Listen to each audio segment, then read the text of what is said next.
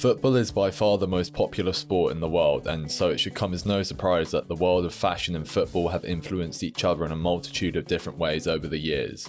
For starters, professional players have often become style icons with their off-pitch attire, although the average Premier League salary is in the region of 60k per week, so I don't think there's an excuse for these guys to be stepping out in dead fits. The ex-Arsenal player Hector Bellerin has often been touted as one of the most stylish footballers in the modern game. His trendy yet very versatile style combined with his little f***boy moustache makes him look less like a multi-millionaire athlete and more like the type of guy to beg you for a puff of your double apple Lost Mary disposable vape in the smoking area and then proceed to brag about how he'll be doing the 3 AM DJ set at the venue, where he will exclusively mix out of key TikTok songs with UK garage and drum and bass tracks. We also have David Beckham, whose style from the early 2000s is still often referenced on many people's Pinterest mood boards, especially with the recent Y2K revival. Despite the many fits I could point to from young David, I just wanted to highlight this iconic moment when Blood met the now King of England wearing a do-rag. Charles must have rated the drip though, because they're still friends it seems. Speaking of wacky outfits, Italian striker Mario Balotelli was notorious for his unconventional fits. He was definitely a controversial figure within football in his heyday, and his eccentric outfits followed suit. I'm not gonna lie, some of these fits do look like when you randomize your video game character, but some of them went unreasonably hard. You may hate his personal style, but on some level you have to respect someone who has the audacity to step out in a fit like this. He was also doing the whole luxury mixed with streetwear thing before it was normalized, so he also deserves props for that. The fashion industry is constantly influencing the sport with the constant flow of collaborations between brands and football teams. Although this usually only involves a new kit and generally doesn't result in anything that groundbreaking or innovative in the way of design, these collabs are more of a business move rather than an artistic statement, but I guess they have sometimes resulted in some pretty cool and unexpected products. Along with the very commercial relationship football and fashion have always had, the sport and its associated culture have influenced people's way of dressing for decades, resulting in the formation of subcultures and enduring trends in modern fashion. A quick disclaimer, this will be a very UK-centric video. Smarter on as he did it. Hello fellow drainers, Nigel Farage here. Mark, it's nearly 12 o'clock at night. Put a pack of cheese on your bacon again. Who wants a fucking burger? But we did invent the sport, and the Premier League is the most popular and most viewed league in the world, so I feel like it's to be expected. Also, as you'll soon find out, the UK has had a very long history of football influencing fashion, which has resulted in some of the biggest recent trends within mainstream fashion. And I am also English if you couldn't already tell, so if you have an issue, then go suck your nan. Anyway, before we get cracking, let's quickly shift the focus from footballs to a different type of balls so I can talk about this video's sponsor, Manscaped. As someone who's been scarred both mentally and physically by more traditional groin grooming methods in the past, both my ballsack and I were delighted to receive the new Lawnmower 5.0 Ultra from Manscaped, which features their next-gen dual skin-safe blade heads. First, the upgraded trimmer blade features longer, wider and rounded teeth that are tough on hair yet incredibly gentle on the skin. Then you switch to the foil blade, which glides gently over your skin, capturing even the finest hairs. The Lawnmower 5.0 Ultra also includes a bigger and better LED to help illuminate those hard to navigate spots, ensuring you know exactly what's going on down there. Manscaped has managed to pack in all these new upgrades while upholding the same features that we've all come to love, and let's not forget it's still waterproof. Unfortunately, I'm not allowed to show my freshly shaved cock and balls on YouTube as proof, but trust me, you will not regret picking up the new lawnmower. Head over to manscaped.com and get your hands on the Lawnmower 5.0 Ultra today. When you use my promo code TROUSERS, you'll get 20% off plus free international shipping. Thank you Manscaped for supporting the channel and the maintenance of my balls. The casual subculture was a fashion movement intrinsically linked to British football culture. Also referred to as terrace fashion, this was one of the first subcultures to adopt sportswear as high-end fashion, and in general is often forgotten about in terms of cultural history, which is likely due to it being overshadowed by more globally recognized fashion movements from around the same time, such as punk or mod. However, it could also have had something to do with people not exactly being too fond of the types of individuals and social interactions that were associated with this style. They say white people don't have culture. Well, let me introduce you to getting extremely drunk, smashing shit up, watching a bit of footy, followed by smashing more shit up and then topping it off with brawling with equally as drunk fans of opposing teams. These individuals are known as football hooligans, and their violent reputation has far superseded their fashion on the global stage. For a lot of people around the world, football is seen as a magical and heartwarming thing that brings people together. This, unfortunately, is not the case for many British football fans who see the sport as an excuse to travel abroad, terrorise the locals and generally cause havoc. Although I will say this is pretty in line with how the UK has acted throughout history, colonisation and that. Anyway, while the football casual movement is largely associated with hooliganism, it has also gone on to be extremely influential within mainstream British fashion, with many elements becoming permanently ingrained into the wardrobes of the general public for years now. This fashion trend started in the late 70s, with inspiration coming from the mod scene. This subculture had young working class people dressing in expensive handmade suits. While the actual clothing choices did not correlate, football casuals would end up showing one of the key values of the mods. Aspiration was at the core of the mod attitude, with the idea that despite being from poor backgrounds, these young people wanted more for themselves and their futures, which was channeled into their fashion choices. This led to a culture of mods trying to one-up each other. They wanted to have clothes that none of their peers would have, which resulted in some next-level gatekeeping tactics, such as buying out a clothing piece in every size so no one else could have it. This one-upmanship would also become a core part of football casual fashion, which would later result in essentially micro-trends, but we'll get onto that later. So essentially, the casuals took this mentality of one-upmanship and applied it to their passion and existing community, which was being a football fan, so mainly sportswear became the sought-after genre of clothing. So now we have a general overview of the core aspects of the football casuals. Where did it all start and how did the style evolve over the years? Well, most people agree that it began in the north of England in the late 70s. In 1977, a coherent look started to emerge among Liverpool FC fans at games, which became more prominent towards the latter half of the year. This style was characterised by Fred Perry polo tops, straight-cut jeans and Adidas trainers, with one style in particular being favoured the most. Bro, just because you have sambas on. Their hands on the Adidas samba. Årets trendigaste sko hittills är adidas sambas.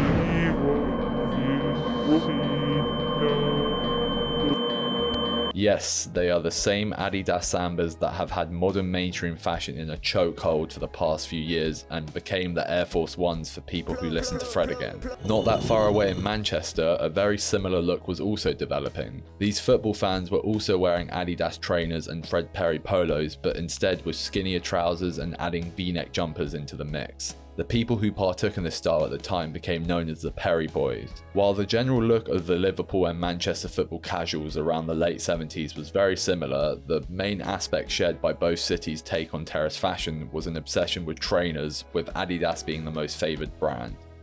Sambas were extremely popular, but by 1979, Stan Smiths had also become very prevalent too. Around this time, Liverpool FC was extremely dominant in European matches. In 1977, 78 and 81, the team won the European Cup.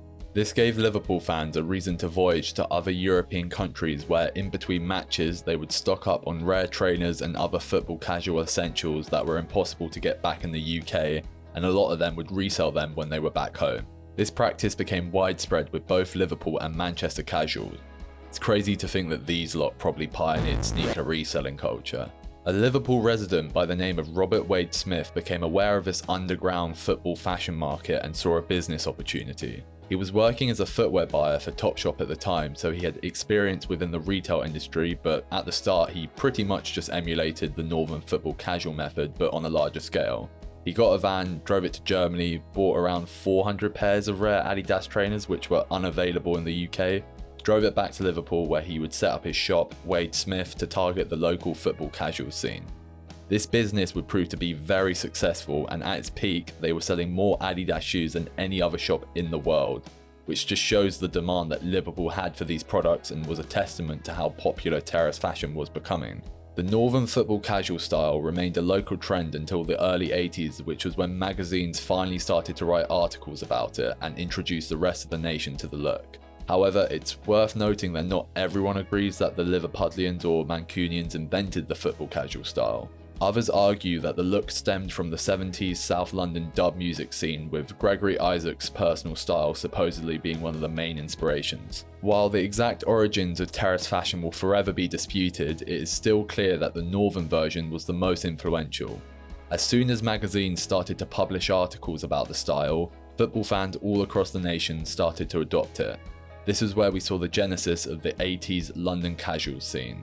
Like with Wade Smith in Liverpool, London would have a few of its own terrace fashion shops that became very influential in their own right. Stewart's in Shepherd's Bush, West London, became legendary for serving the local football casuals and also people travelling into London for away games. The Soho-based shop Knickknacks was also very popular. There would often be long queues to get into the shop, with the clientele mainly being teenagers and kids who would sometimes be accompanied by their parents, who were all after something that stood out and had a logo on it. This sounds eerily similar to something. Being supplied by these shops, the London casual scene favoured brands such as Sergio Tacchini, Lacoste and Pringle, but many other brands would be added to this list as the 80s progressed. If you wanted to keep up and be seen as cool on match day, you had to update your wardrobe on a nearly weekly basis. This was basically that era's version of micro trends, but instead of having the TikTok For You page, these people went to football games to scope out the next hot trend. By the mid-80s, hooliganism and the football casual style had become intrinsically linked. If you were part of a firm, then you were almost definitely dressing in the football casual style. If you don't know what a hooligan firm was, they were basically a group of people brought together by two main passions: their local football club and beating the shit out of fans of opposing teams. Around this time, these British football fans were going to matches in Europe as usual. However, they started to come across a new subculture that ended up being very influential to them. The fashion-focused subculture known as the panineros became prevalent in Milan in the 80s. This style was a mix of 50s Americana and mod, with the addition of Italian sportswear, which was the part that British football supporters got very excited about, with a specific brand that caught their eye and was subsequently brought back to the UK terrace fashion scene. Stone Island, or Stony as it's often referred to by Brits, is an Italian sportswear brand founded in 1982 by Massimo Osti, who not only designed the clothes but also developed fabrics, treatments and dyeing processes. By the time the 90s rolled around, Stone Island had become the quintessential hooligan and football casual brand. Unfortunately, the negative reputation of hooligans would also stick to the brand. If your outfit featured a Stone Island badge, then people would just assume you were the type of person to cause trouble.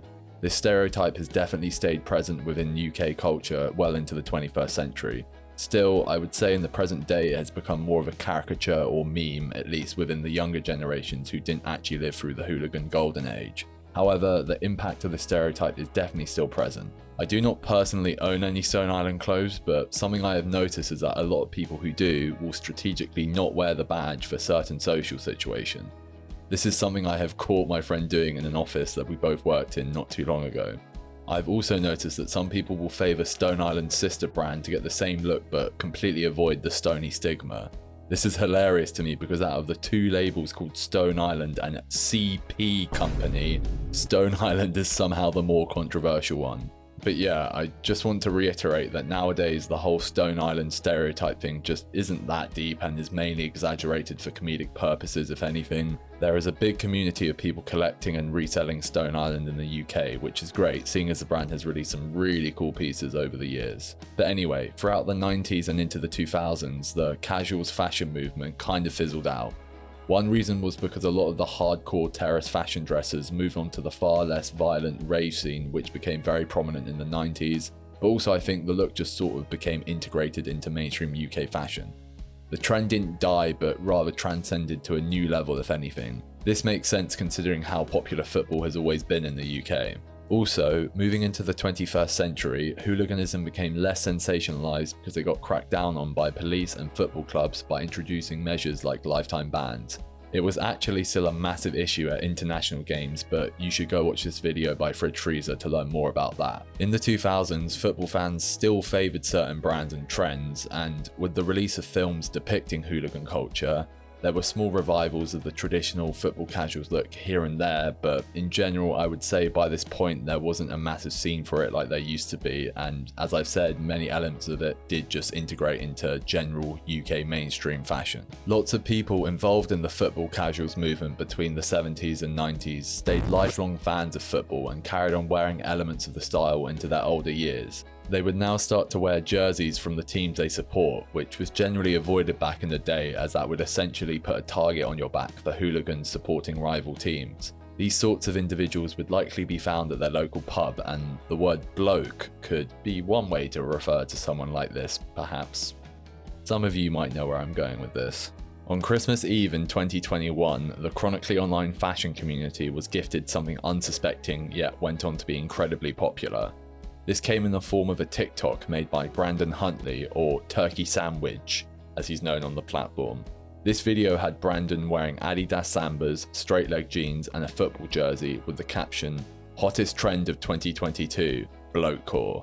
Although this video was made as a joke, in the months following it blew up on TikTok and the look became extremely prevalent within streetwear. I know many people watching this video are already very familiar with this trend, but for the ones that aren't, it pretty much does what it says on the tin. You dress like the average British bloke you'd find down the pub watching the football. That's the whole trend. Ignoring the British context, this look was very much in line with the wider Y2K fashion revival going on at the time, seeing as football and more generally sports jerseys were very popular at the turn of the century. I think this helped the trend blow up, along with it being very accessible, seeing as all the clothing elements were easily attainable or already in people's wardrobes.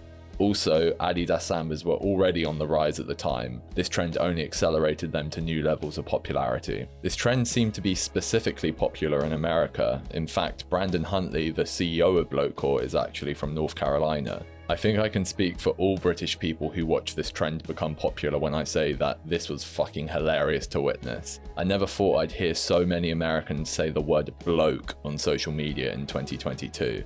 In general, there does seem to be some confusion among non-British people, mainly Americans, and the inspiration behind this trend. A prime example of this is the article titled, "TikTok's blokecore is the latest fashion trend stolen from Latina and Black women."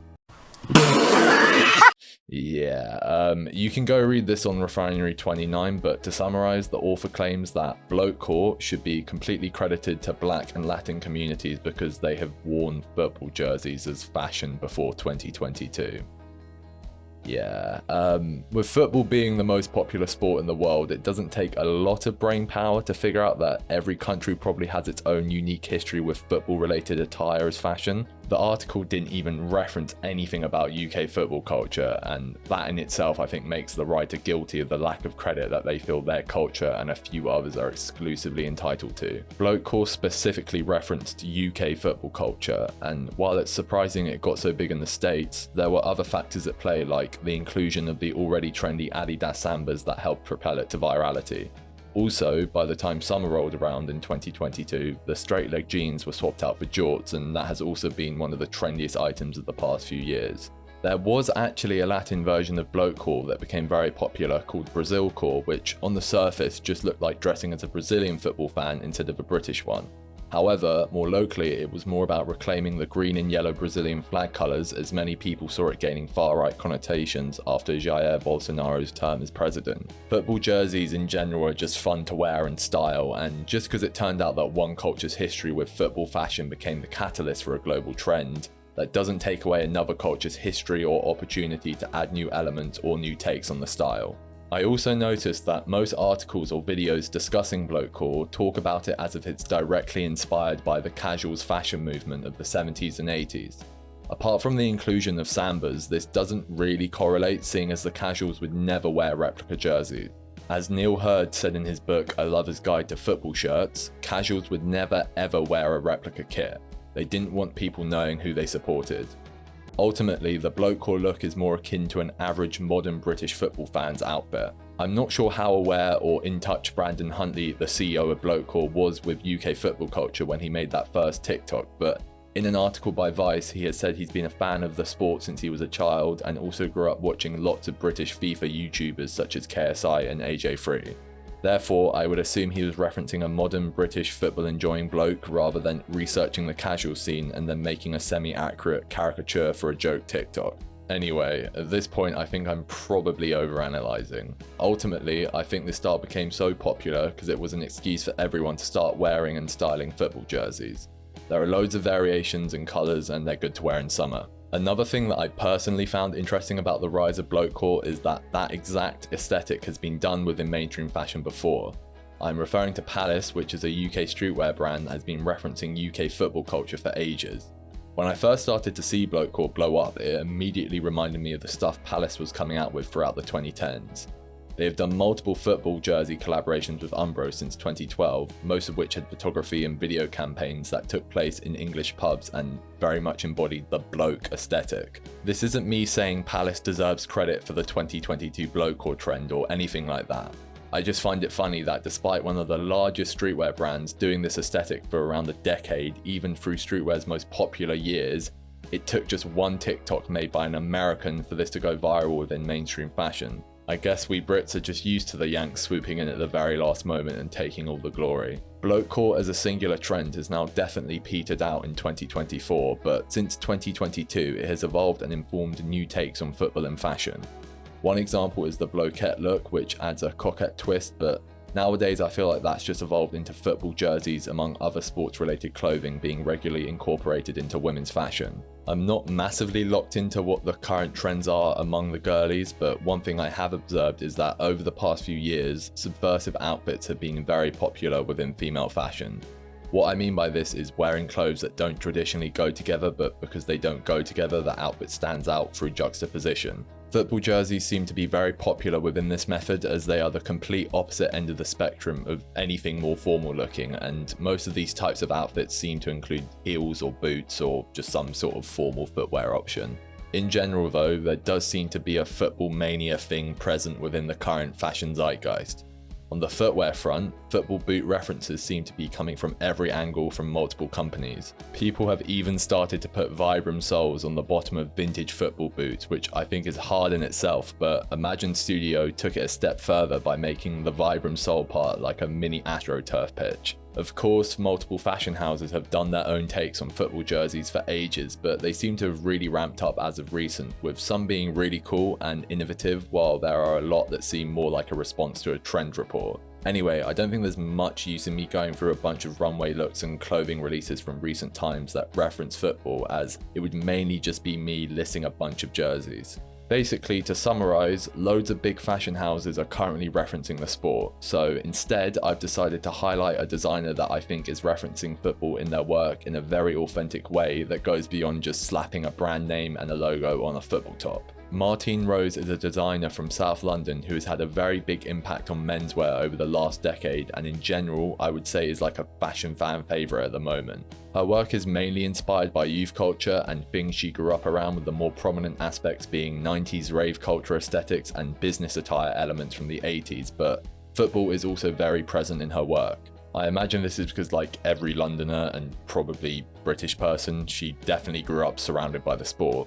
Also, it's very clear that she actually has a legitimate interest in the sport beyond it just being an aesthetic. There have been some very specific moments from football history referenced in her work, like this 2011 celebration from Mario Balotelli, which we can see referenced with this jersey. In 2011, she collaborated with Nike on a project titled The Lost Lionesses, which involved reimagining the England kit. This is in reference to the 14 English women who, despite being heavily criticised, travelled to Mexico City in 1971 to compete in an international tournament. The goal of this project was to highlight how football should be a beacon for unity and to be all-inclusive. This sentiment was carried on with her 2023 collab with Nike, where she created genderless tailored clothing meant to be worn by female football players in situations where male football players would be suited. This collaboration happened in the run-up to the 2023 FIFA Women's World Cup, and Martine Rose had this to say about the collection. "I want women to feel powerful in their suits like men do. More than that, although I'm using women to tell the story, there's no gender attached to the suit. Anyone can wear it." We also saw the Martine Rose x Nike Shox Mule MR4, which was made in response to how in pre-game presentations in international football, Male players wear suits while female players wear standard issue tracksuits. This project sought to reimagine the boundaries of pre-match clothing, and as a result we got this hybrid trainer. Not only is this an authentic and meaningful integration of football into fashion, but we also see signature elements of Martine's work infused into these shoes. For starters, she's known for mixing formal attire with sportswear, and these shoes are a hybrid between a trainer and a formal shoe. The squared toe is a recurring element on her formal footwear offering, so it's cool to see it done here. And then also, Nike shops were a trendy shoe within London streetwear in the 2000s, which feeds into the nostalgia factor that Martine's work is known for. Overall, we are most definitely in a period of time where many fashion brands and designers are referencing football a lot. This is likely due to popular trends like blokecore and the rise of people styling football jerseys more and more in the past few years, and now all the big fashion houses are trying to cash in on that football mania. Despite this, we still have designers like Martine Rose coming out with stuff that is both authentic and has meaning relating to the sport that goes deeper than just slapping a brand name on a jersey. As always, if there's anything that is interesting and relevant that I've left out, then please leave a comment. That's the end of the video. Goodbye. It's time to go!